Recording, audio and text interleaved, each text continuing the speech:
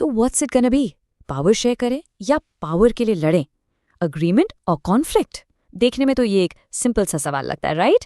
But believe me, इस एक सवाल का जवाब किसी भी देश का पूरा फ्यूचर लिख सकता है या मिटा सकता है। Okay, now imagine this. आपके सामने दो देश है। प्रॉब्लम एकदम सेम। दोनों ही देशों में अलग अलग भाषा बोलने वाले, अलग अलग कल्चर के लोग रहते हैं, लेकिन आउटकम जमीन आसमान का फर्क। एक देश में है कंप्लीट पीस एंड यूनिटी और दूसरे में सालों तक चला एक खूनी भयानक civil war. How is that even possible? एक ही प्रॉब्लम के इतने ड्रास्टिकली डिफरेंट रिजल्ट्स, आखिर क्यों? तो चलिए इसी क्यों का जवाब ढूंढते हैं। And for that we are going to travel to two very different countries. हम चलेंगे यूरोप के एक छोटे से लेकिन सुपर इंटरेस्टिंग देश बेल्जियम, और फिर हम विजिट करेंगे हमारे पड़ोसी श्रीलंका को। इन दोनों की कहानियों को डिकोड करके ही हम समझेंगे कि पावर शेयरिंग यानी सत्ता की साझेदारी इतनी जरूरी आखिर है क्यों। Alright, seat belts on. पहली स्टॉप श्रीलंका, और हम जा रहे हैं सीधे साल 1948 में। ये वो साल था जब देश को आज़ादी मिले, एक नई शुरुआत हुई। लेकिन यहीं से एक ऐसी कहानी भी शुरू हुई जहां पावर को शेयर करने के बजाय उस पर कब्जा करने की कोशिश की गई। Let's see what happened. Okay, so Sri Lanka का सीन क्या था? It was a very diverse place. यहाँ पर 74% लोग यानी अ ह्यूज मेजॉरिटी सिन्हला भाषा बोलते थे और ज्यादातर बुद्धिस्ट थे। फिर आते थे 18% तमिल स्पीकर्स जो मोस्टली हिंदूज या मुस्लिम्स थे, और इनमें भी दो ग्रुप्स थे, एक श्रीलंकन तमिल्स और दूसरे Indian Tamils. So the picture's pretty clear, right? Sinhala community mathematically एकदम क्लियर कट मेजॉरिटी में थी। अब आज़ादी के बाद जो लीडर्स पावर में आए, उन्होंने एक ऐसी पॉलिसी अपनाई जिसे कहते हैं majoritarianism. It's a heavy word, I know, but इसका मतलब बड़ा सिंपल है। सोचो क्लासरूम में 30 बच्चे हैं और 25 बच्चे कहते हैं कि रोज लंच में पिज्जा खाएंगे। मेजॉरिटेरियनिज्म का मतलब है कि उन 25 बच्चों की चलेगी, बाकी 5 बच्चों को क्या पसंद है, उन्हें क्या चाहिए, doesn't matter. It's the belief कि हम मेजॉरिटी में हैं, इसलिए देश पर सिर्फ हमारा हक है, हम जो चाहेंगे वही होगा। और ये सोच श्रीलंका के लिए एक टाइम बॉम्ब साबित हुई। तो देखिए ये आग कैसे धीरे धीरे फैली। 1948 आज़ादी, एवरीथिंग सीम्स फाइन। फिर 8 साल बाद 1956 में एक एक्ट पास होता है, एक कानून जो आग में घी का काम करता है। इसके बाद 50 से 80s तक धीरे धीरे तमिल कम्युनिटी को फील होने लगता है कि भाई इस देश में हमारी कोई जगह नहीं है। They felt completely alienated. और इस सबका फाइनल एक्सप्लोसिव रिजल्ट क्या हुआ? 1983 अ ब्रूटल सिविल वॉर बिगिंस। सो इस 1956 के गेम चेंजिंग एक्ट में आखिर था क्या? वेल, 3 ऐसी चीजें थीं जिसने सब कुछ बिगाड़ दिया। नंबर 1, सिन्हला को बना दिया गया देश की the only official language, Tamil को साइड कर दिया गया। नंबर 2, स्टेट ने डिसाइड किया कि वो बुद्धिज्म को प्रोटेक्ट भी करेगा और प्रमोट भी करेगा। और नंबर 3, और ये सबसे चोट पहुंचाने वाली बात थी, यूनिवर्सिटी में एडमिशन हो या सरकारी नौकरी, सिन्हलास को पहले प्रेफरेंस दी जाएगी। जस्ट इमेजिन, आप एक तमिल स्टूडेंट है, आपने दिन रात मेहनत की है, आपने ज्यादा नंबर लाए हैं, बट आपको एडमिशन नहीं मिलता। क्यों? सिर्फ इसलिए कि आपकी भाषा अलग है। Can you imagine the frustration? यही भेदभाव था जो गुस्से की आग भड़का रहा था। Okay, let's hit pause on Sri Lanka story for a moment. अब हम अपनी टाइम मशीन को लेकर चलते हैं यूरोप, एक ऐसे देश में जिसने बिल्कुल ऐसी ही सिचुएशन को एकदम अलग तरीके से हैंडल किया। यहाँ टकराव नहीं, यहाँ समझौता चुना गया। Welcome to Belgium. Now don't think Belgium का केस सिंपल था, इट वॉज सुपर कॉम्प्लेक्स। पूरे देश की बात करें तो 59% लोग डच बोलते थे और 40% French. Simple enough, right? Dutch majority में है, but wait, here's the twist. जब आप उनकी कैपिटल सिटी ब्रसल्स में आते हो तो सीन एकदम पलट जाता है। यहाँ 80% लोग फ्रेंच बोलते हैं और सिर्फ 20% डच। मतलब जो कम्युनिटी पूरे देश में मेजॉरिटी है वो कैपिटल में माइनॉरिटी बन जाती है। And to make things even more tense, जो फ्रेंच स्पीकिंग माइनॉरिटी थी वो हिस्टोरिकली ज्यादा रिच और पावरफुल थी। तो यहाँ भी झगड़े के लिए पूरा मसाला तैयार था। तो बेल्जियम ने क्या किया? Did they go the Sri Lanka way? No way. उन्होंने जो किया वो पावर शेयरिंग की एक मास्टर क्लास है। 1970 से 1993 के बीच करीब 23 साल में उन्होंने अपने संविधान को, अपने कॉन्स्टिट्यूशन को 1 या 2 नहीं 4 बार बदला, just to get it right.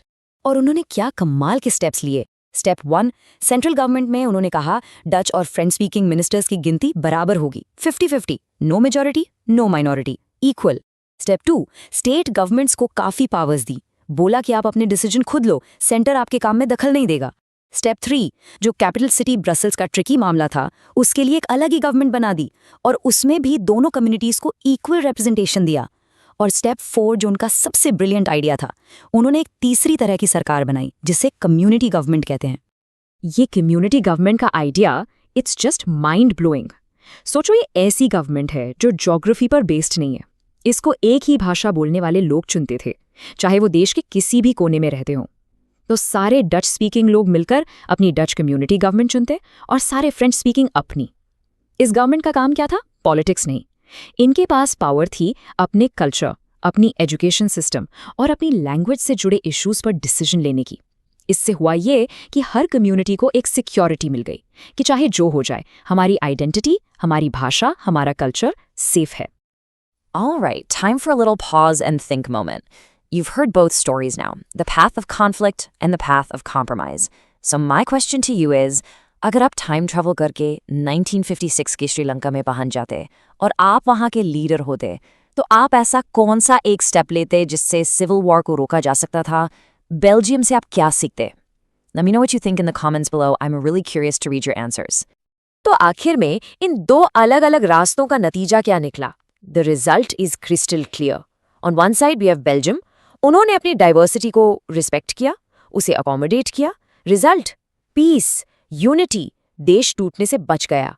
On the other side Sri Lanka, उन्होंने मेजॉरिटेरियनिज्म का रास्ता चुना, एक कम्युनिटी को दूसरे से ऊपर रखा। Result, alienation, anger and finally a long, bloody, devastating civil war that set the country back by decades. So this brings us to the big question, the why. आखिर ये पावर शेयरिंग इतना important है ही क्यों? क्यों ना सारी power एक ही group के हाथ में दे दी जाए? Isn't that more efficient? Well, Belgium और श्रीलंका की कहानी ने हमें इसके दो जबरदस्त रीजंस दिए हैं। Okay, so there are two big reasons why power sharing is a good idea. पहला है प्रूडेंशियल रीजन, यानी समझदारी भरा प्रैक्टिकल रीजन, और दूसरा है मॉरल रीजन, यानी जो दिल से सही लगता है। Let's use a simple pizza analogy. Imagine you and your friend order a pizza. The moral reason to share is simple, it's the right thing to do. Sharing is caring, right? It's about fairness. लेकिन prudential reason थोड़ा अलग है। वो कहता है, dude, अगर मैंने pizza share नहीं किया तो झगड़ा होगा।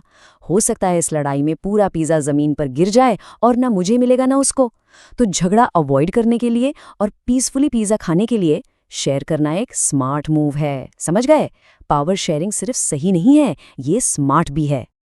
And this quote right here, it perfectly captures that prudential reason. Tyranny of the majority is not just oppressive for the minority, it often brings ruin to the majority as well.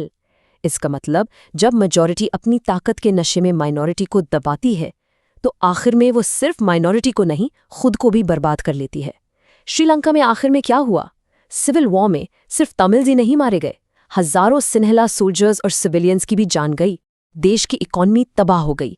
Everyone lost. Alright, so the why is clear. अब चलते हैं how पर। हमने ये तो समझ लिया कि पावर शेयर करना जरूरी है, बट करते कैसे हैं? What are the different ways, the different methods of sharing power? Okay, method number 1 is horizontal power sharing. इसको ऐसे सोचो जैसे गवर्नमेंट एक टीम है और उसके 3 मेन प्लेयर्स एक ही लाइन में खड़े हैं। कोई ऊपर नहीं, कोई नीचे नहीं। पहला प्लेयर लेजिस्लेचर यानी पार्लियामेंट जो रूल्स बनाती है। दूसरा प्लेयर एग्जीक्यूटिव यानी गवर्नमेंट जो उन रूल्स को लागू करती है। और तीसरा प्लेयर जुडिशियरी यानी कोर्ट्स जो अंपायर की तरह देखती है कि सब कुछ रूल्स के हिसाब से हो रहा है या नहीं। तीनों के पास अपनी अपनी पावर है और तीनों एक दूसरे पर नजर रखते हैं। इसी को कहते हैं a system of checks and balances, ताकि कोई भी एक अकेला प्लेयर पूरा गेम कंट्रोल ना कर ले। Next up we have vertical power sharing. अगर हॉरिजॉन्टल एक लाइन थी तो वर्टिकल एक लैडर या बिल्डिंग जैसी है। टॉप फ्लोर पर है पूरे देश की सरकारी, द सेंट्रल गवर्नमेंट। उसके नीचे वाले फ्लोर पर हैं अलग अलग स्टेट्स की स्टेट गवर्नमेंट्स। और सबसे नीचे ग्राउंड फ्लोर पर है हमारी लोकल गवर्नमेंट्स, जैसे शहरों में म्युनिसिपैलिटी या गांव में पंचायत। यहाँ पावर ऊपर से नीचे शेयर की जाती है और हर लेवल के पास अपने काम और अपनी जिम्मेदारियां होती हैं। इस पूरे सिस्टम को एक फैंसी नाम दिया गया है, फेडरलिज्म। इसके अलावा भी 2 और पॉपुलर तरीके हैं।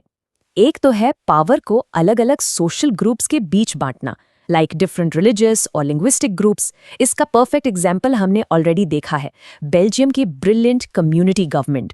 और दूसरा तरीका है पावर को अलग अलग पॉलिटिकल पार्टीज के बीच शेयर करना। आपने कोएलिशन गवर्नमेंट या गठबंधन की सरकार का नाम तो सुना ही होगा।